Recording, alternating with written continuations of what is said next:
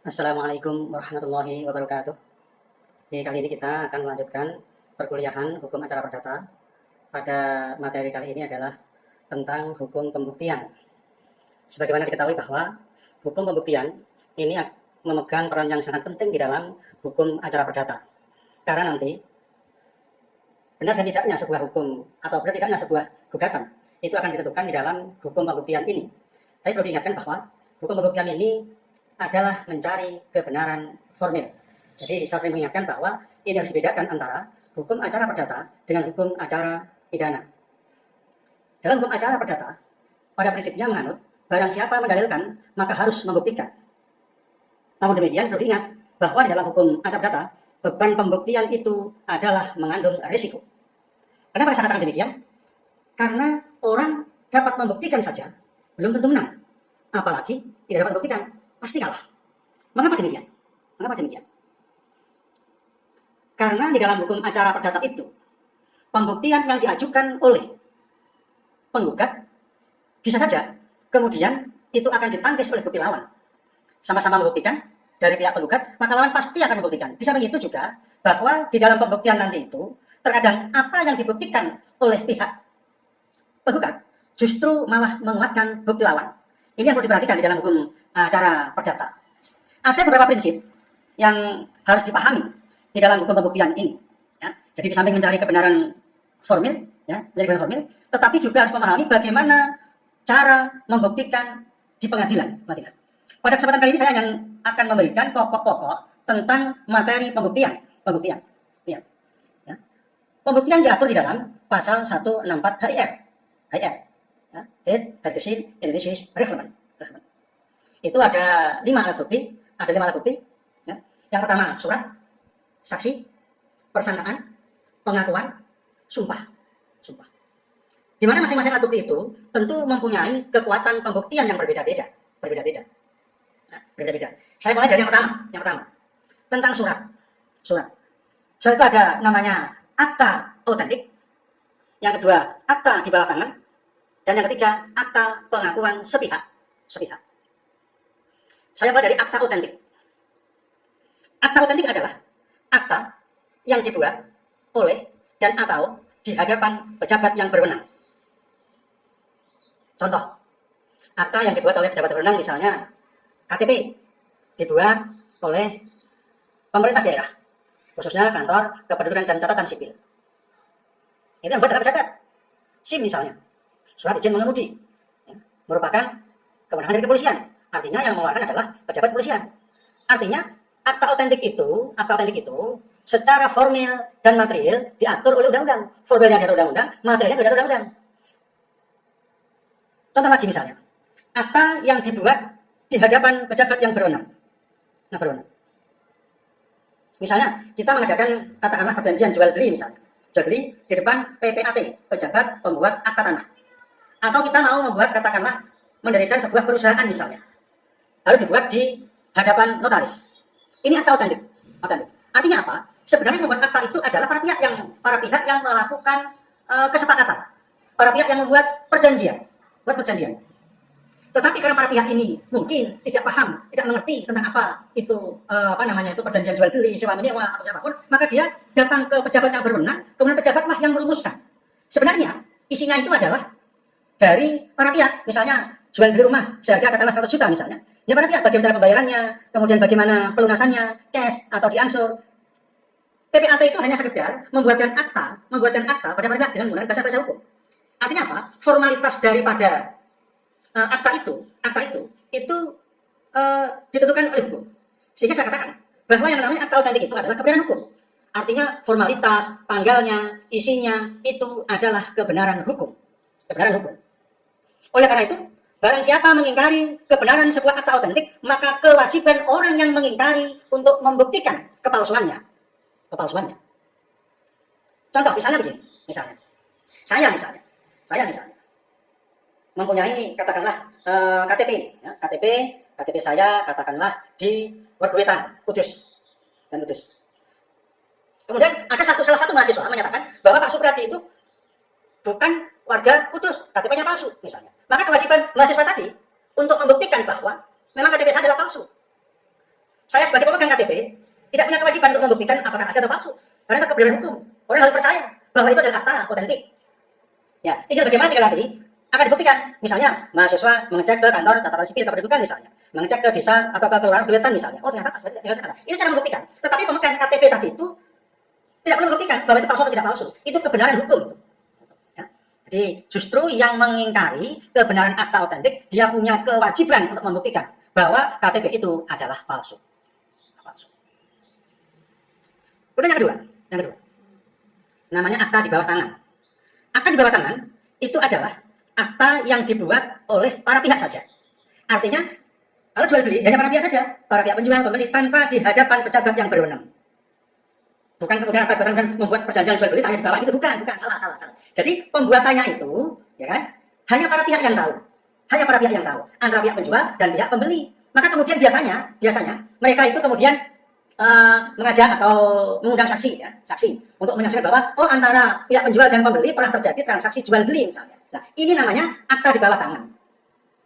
Akta di bawah tangan itu bisa mempunyai kedudukan sama dengan akta otentik apabila akta di bawah tangan itu diakui oleh pihak lawan. Pihak lawan mengakui memang telah terjadi jual beli misalnya, maka itu menjadi kekuatannya sama dengan akta otentik. Problematika di dalam akta di bawah tangan ini adalah ketika para pihak mengadakan jual beli, ya kan? Mungkin orang tua yang menjual beli, anaknya mengingkari, sementara orang tua sudah meninggal. Sehingga dengan anak mengingkari tadi itu, ya kan? Maka dalam akta tadi akhirnya menjadi permasalahan hukum. Nah, ini berbeda dengan kalau itu tadi saya katakan sebagai akta otentik. Kalau akta di bawah tangan, barang siapa mengingkari kebenaran atau barang siapa mengingkari kepalsuan daripada akta di bawah tangan tadi itu, kewajiban pemegang akta untuk membuktikan keasliannya. Dia harus membuktikan itu. Ya. Misalnya tadi saya sebutkan tadi misalnya, ketika saya memegang akta katakanlah di bawah tangan jual beli dengan saya sebagai penjual, kemudian pihak pembeli kemudian menyatakan itu aktamu palsu, maka kewajiban orang yang memegang akta tadi adalah untuk membuktikan bahwa akta ini adalah asli. Dengan cara bagaimana? Misalnya, ternyata pada waktu perjanjian jual beli ada dua orang saksi mengatakan semuanya, saksi menyatakan ya betul bahwa memang pada waktu itu terjadi transaksi jual beli. Misalnya begitu misalnya. Ya memang problemnya ketika kita ada perjanjian di bawah tangan, ada dua orang saksi, bahkan mungkin tiga orang saksi, saksi tiga meninggal semua, tidak ada saksinya. Kesulitan kita itu akhirnya kan, karena tidak ada saksi sama sekali di situ, saksinya tidak ada. Sementara pihak lawan mengingkari itu adalah sebuah perjanjian, merasa dia tidak menandatangani orang tuanya misalnya, saksinya meninggal semua. Jadi kesulitannya kalau itu adalah akta di bawah tangan. Ya. Oleh karena itu sebaiknya membuat akta itu ya akta otentik, kita aman. Tetapi kalau akta di bawah tangan kita problemnya di situ, ya. Ada problem hukum di situ. Ya, lebih itu. Yang ketiga tadi saya katakan ada namanya APS, akta pengakuan sepihak. Nah, akta pengakuan sepihak sebenarnya ini adalah hanya bukti permulaan sebenarnya, karena dalam akta pengakuan sepihak itu berupa catatan-catatan dari kita, ya, dari kita. Sementara pihak lawan itu tidak tahu, yang karena yang katakan saya pernyataan misalnya, ya, itu merupakan bagian dari akta pengakuan sepihak. Artinya apa? Artinya kalau akta ini nanti digunakan sebagai alat bukti di depan pengadilan, maka masih harus menambah alat bukti lagi. Sebagai apa? Sebagai pembuktian untuk membuktikan. Karena dalam hukum acara itu bukti cukup itu yang dapat digunakan untuk memutus perkara. Ya. Sekarang yang kedua adalah saksi sekarang. Ya. Tadi kan lima toh, surat saksi persangkaan pengakuan sumpah. Ya. Sekarang yang kedua namanya saksi. Prinsipnya semua orang ini punya kewajiban untuk menjadi saksi. Ya. Karena saksi nantinya akan menjadi penyempurna dari pembuktian. Ya. Ya. Jadi setiap orang punya kewajiban dari saksi. Ya. Nanti bisa itu dibaca PowerPoint-nya, nanti dibaca itu, ya kan? Pasal 139 sampai dengan pasal 143 HIR, ya kan? Atau pasal 165 sampai pasal 170 RGG, ya kan? Itu menerangkan saksi, ya, tentang saksi-saksi itu apalah, ya, gitu kan? Itu jadi dijelaskan nanti, silahkan dibaca. Ya. Saksi itu harus memenuhi dua syarat di situ, ya kan? Ada syarat formil, ada syarat material. Ya. Formil itu adalah aspek formalitas sebagai syarat. Artinya kalau tidak memenuhi kriteria persyaratan ini, maka dia tidak dapat dikatakan sebagai saksi. Orangnya harus cakap, ya, cakap ganda maksudnya, ya. Cakap itu cakap, ada cakap secara hukum, dan hukum dalam hukum acara perdata itu adalah 15 tahun ke atas. Nanti berbeda ya kalau nanti saudara berbicara di dalam cakap itu dalam hukum acara perdata, hukum material 21 tahun, ya kan? Ini kan cakap itu 15 tahun ke atas. Ya. Nah, saksi itu harus diucapkan di depan sidang. Artinya apa? Keterangan saksi tadi itu diucapkan di depan sidang, bukan di luar persidangan. Harus dilakukan bukan mengasah formal, bukan saksi namanya. Karena dalam praktek terkadang orang itu mengatakan di luar sidang berbeda dengan apa yang dilakukan pada waktu di depan sidang. Berbeda mereka. ya, berbeda di dalam memberikan keterangan. Mungkin di luar sana dia mengatakan bercerita tentang bla bla bla dan sebagainya, mengakui tentang gugatan. Di dalam sidang dia tidak mengakui. Lalu siapa yang digunakan? Mana yang digunakan? Yang digunakan adalah apa yang tertera, apa yang diucapkan di depan sidang pengadilan dan pengadilan. Syarat berikutnya, syarat formil, saksi tidak boleh ada hubungan darah. Hubungan dengan siapa? Dan para pihak yang berperkara. Perkara. Nah, kalau nanti saksi ada hubungan darah, ya mesti ngiwangi bolone, mesti membantu apa namanya itu, membantu pihak saudaranya. Ini dalam rangka untuk memberikan objektivitas, ya, objektivitas. Nanti kita dibaca nanti berikutnya, nanti ada pasal 145, HIN, pasal 145 nanti akan saya jelaskan sendiri, ya kan? Siapa-siapa yang menjadi saksi dan siapa-siapa harus mengundurkan diri sebagai saksi. Ya. Syarat yang kedua sekarang, yang kedua, ya, namanya syarat material. Material. Material itu adalah ya, apa yang dilihat, apa yang didengar, dan apa yang dialami sendiri oleh saksi. Ini namanya saksi. Tidak boleh saksi itu berdasarkan katanya, ceritanya, tidak boleh. Oh, katanya si A pernah menjual tanah kepada si B. Tidak bisa begitu, itu bukan saksi namanya. Kalau dalam hukum namanya saksi testimonium de audito. Saksi berdasarkan keterangan orang lain. Itu bukan masuk kategori saksi. Tidak masuk kategori saksi. Ya ibaratnya itu orang orang buta menyanyi bintang kecil, ya misalnya. Bintang kecil di langit yang biru. Katanya kan, orang buta kan ada bintang itu, atau langit warna biru. Kan katanya, namanya testimonium de audito. Nah, tidak, testimonium de audito. Artinya, kalau dia itu misalnya orangnya buta, maka kesaksiannya adalah apa yang didengar. Oh iya, pada waktu itu dia mendengar suara si A, suara si B. Karena buta biasanya itu mereka memiliki indera lain yang sensitif. Ya. Dia mendengarkan suara si A, oh iya jual beli, dia mendengarkan. Bisa jadi saksi. Boleh, itu boleh. Saksi boleh. Ya, boleh. Ya. Karena dalam saksi ada ketentuan hukum. Ya, tadi saya katakan, ada larangan menjadi saksi, pasal 145, HIR ayat 1. Siapa itu? Nanti dibaca perpoinnya nanti ya. Keluarga sedarah dari semenda salah satu pihak menurut keturunan lurus. Nah, itu tidak boleh jadi saksi. Sebab kalau keluarga jadi saksi, mesti akan membantu saudaranya.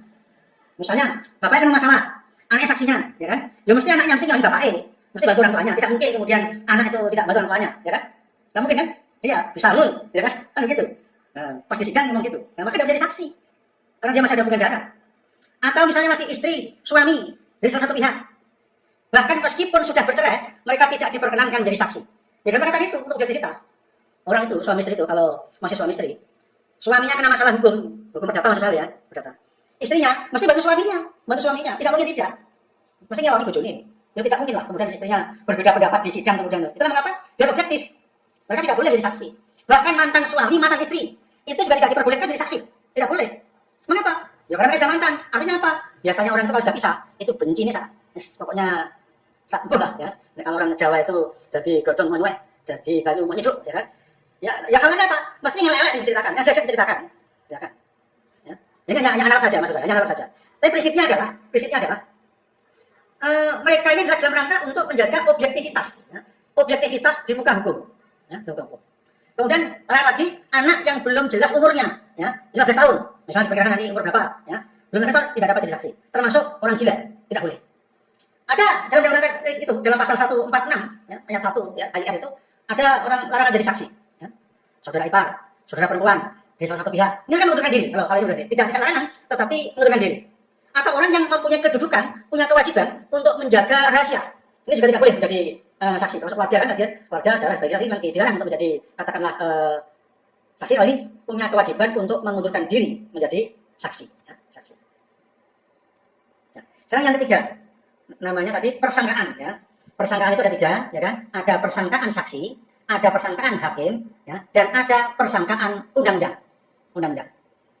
Kalau nanti persangkaan saksi itu beralat bukti. Tadi yang saya katakan testimonium de audito.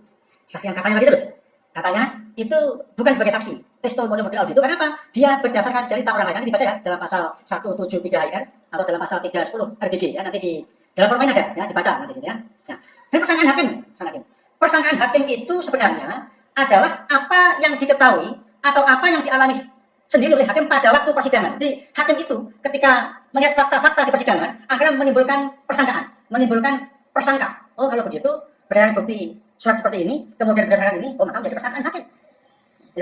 Itu sebagai bukti. Nah, atau lagi persangkaan undang-undang. Ya, misalnya putusan yang sudah berkekuatan hukum tetap. Itu undang-undang mengatur. Atau pada saya katakan 3 kwitansi berturut-turut, ya kan? Jadi kalau misalkan ada pelanggaran listrik misalnya, ya, listrik misalkan punya hutang angsuran katakanlah Februari, Maret, April, maka anggapan hukum Januari dan gagal bayar. Ini namanya persangkaan undang-undang. Ya. Sekarang alat bukti yang keempat, yang lima surat, saksi, persangkaan, pengakuan, sumpah. Sekarang yang pengakuan, ya, pengakuan. Ya, tadi pengakuan nanti bisa dibaca dalam PowerPoint saudara, pasal 174, pasal 176 KIR, ya nanti baca, atau kalau baca RBG pasal 311 sampai dengan 313 RBG, ya. Ya. Pengakuan ini adalah pengakuan yang dilakukan di depan sidang pengadilan. Tidak boleh orang mengaku dalam sidang, itu tidak dianggap sebagai bukti hukum. Ya. Nah, pengakuan tadi bisa pengakuan utuh, artinya perlu diketahui bahwa pengakuan ini nanti akan mengikat hakim, memaksa hakim untuk percaya. Karena di depan sidang, ya memang jarang sidang kemudian gugatan kemudian dia mengakui, oh ya saya yang salah Pak Hakim, enggak ada, jarang lah itu. Ya, jarang. Orang mengakui biasanya itu mengingkari, mungkin ada perbuatan. Pasti itu, ada perbuatan di depan sidang pengadilan. Ya. Prinsip pengakuan itu tidak dapat ditarik kembali. Kalau sidang hari ini saya mengaku atau mengakui, ya, misalnya oh ya Pak saya yang bersalah misalnya, saya melakukan perbuatan melawan hukum misalnya begitu. Maka jadi kemudian besoknya datang sidang lagi atau lagi maaf Hakim kemarin saya lupa salah bisa begitu. Kecuali kekhilafan, ada alasannya, punya alasan yang memang dapat dipertanggungjawabkan dan bukti-bukti di depan sidang otentik. Nah itu baru pengakuan. Nah, maka bisa seluruhnya diakui, bisa mengakui sebagian dan bisa mengakui seluruh dalil-dalil diakui semuanya. Nah, itu bisa diakui. Ya. Yang terakhir sekarang sumpah. Ya. Jadi sumpah. Jadi ini bukan sumpah saksi ya. Ini sumpah sebagai alat bukti. Ya. Pasal 155, pasal 158. HIR, ya, pasal 155 sampai dengan pasal 158 HIR, atau dalam RBG baca dalam pasal 182 ya, 182 sampai dengan pasal 185 RBG. Nah, ini sama ya. Jadi sumpah itu syaratnya harus diucapkan di depan sidang, di depan hakim. Nah, sumpah ada dua. Namanya sumpah penambah dan sumpah pemutus. Sumpah penambah itu ada mengatakan sumpah supletur. Nah, ada dua ya, sumpah ulangi, sumpah penambah dan sumpah pemutus. Saya jelaskan sumpah yang penambah dulu. Sumpah penambah atau sumpah supletur itu ada sumpah berdasarkan inisiatif hakim. Biasanya hakim itu ragu-ragu, misalnya antara penggugat dan tergugat. Hakim itu ragu-ragu, ini mau saya menangkan siapa? Sementara ketika mau dimenangkan pada penggugat, bukti tidak cukup. Mau dimenangkan tergugat, tidak cukup alat buktinya. Tetapi hakim dalam pikiran hakim itu sudah ada kecenderungan untuk memenangkan salah satu pihak. Makanya saya katakan, sumpah ini adalah inisiatif dari hakim. Hakimlah yang menginisiasi. Karena inisiasi hakim tadi saya katakan ada keraguan hakim mau dimenangkan penggugat misalnya, tapi hakim ragu-ragu. Kalau diputus belum bisa, karena baru ada bukti permulaan. Oleh karena itu hakim harus menambah sumpah. Nah, sumpah ini tidak boleh ditolak. Ditolak berarti kalah. Misalnya hakim ada kecenderungan mau misalnya memenangkan pihak penggugat, maka hakim mengatakan penggugat, apakah saudara bersedia disumpah? Kalau penggugat bersedia, oh iya Pak Hakim, saya bersedia disumpah, maka dia menang. Akhirnya hakim bisa memutus memenangkan pihak penggugat. Sumpah ini tidak dapat ditolak. Misalnya begini, hakim sudah ada kecenderungan untuk memenangkan dari pihak penggugat. Tetapi saudara penggugat, apakah saudara bersedia disumpah? Oh jangan, saya hakim tidak berani. Nah, karena dia menolak, otomatis yang tadinya hakim itu ragu-ragu memenangkan dia nggak jadi. Berarti dia menolak, berarti kalah. Otomatis kalah dia. Artinya dia ada sesuatu disembunyikan. Hakim harus menduga begitu. Dia akan kalah. Ya. Ini namanya sumpah supletur. Biasanya itu hanya ada bukti permulaan, hakim tidak bisa memutuskan bukti itu, ya, sehingga harus menambah. Itulah mengapa ada sumpah penambah atau sumpah supletur. Yang kedua, namanya sumpah desisur, ya, atau sumpah pemutus. Sumpah pemutus ini antara pihak penggugat dan tergugat itu tidak ada bukti sama sekali. Buktinya tidak ada. Ya, mau dimenangkan penggugat bukti tidak ada, mau dimenangkan pihak tergugat juga tidak ada buktinya. Oleh karena itu, ya, harus ada sumpah. Sumpah ini bukan inisiatif hakim, tapi sebaliknya, sumpah ini adalah inisiatif para pihak. Misalnya penggugat tergugat, ya, dia mengajukan tuntutan, gugatan, tetapi dalam gugatan dia tidak bisa membuktikan. Tadi saya sampaikan, barang siapa mendalilkan maka harus membuktikan. Penggugat mengajukan gugatan, tapi bukti tidak punya.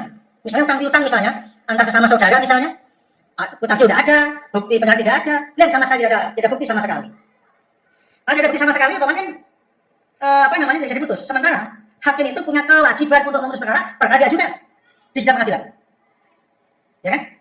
Oleh karena itu, sumpah ini sumpah pihak. Nah, kalau sumpah pihak, maka inisiasi dari pihak termasuk ucapan atau bunyi lafaz sumpah. Lafaz sumpah juga para pihak.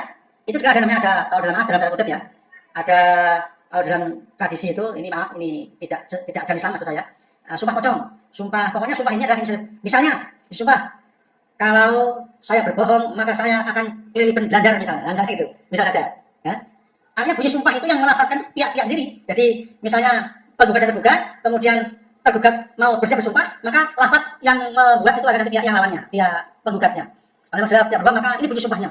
Kalau berbohong maka akan bla bla bla bla demikian. Ya. Ini hukum acara ya, jadi jangan dihadapkan dengan hukum Islam nanti sini. Ya. Jangan dihadapkan dengan hukum Islam. Ya. Nah, sumpah ini dapat dikembalikan. Artinya begini, kalau penggugat menyuruh misalkan tergugat Pak Hakim mohon supaya tergugat disumpah, maka tergugat ini bisa mengalahkan sumpah. Kalau dia mengalahkan sumpah berarti dia menang. Nah, namun sumpah ini dapat dikembalikan. Ya, artinya Pak Hakim saya tidak bersedia disumpah. Mohon supaya penggugatnya disumpah, boleh dikembalikan. Nah, kalau dikembalikan seperti ini maka penggugat harus sumpah. Kemudian penggugat menolak, tapi jangan saya pakai. Nah, jangan semua tidak boleh. Jadi sekali penggugat menyuruh tergugat bersumpah bisa dikembalikan sekali, harus bersedia. Jika tidak, otomatis pihak penggugat kalah. Ya, kalah. Ya, saya kira itu untuk perkuliahan online kali ini. Besok kita lanjutkan. Wassalamualaikum warahmatullahi wabarakatuh.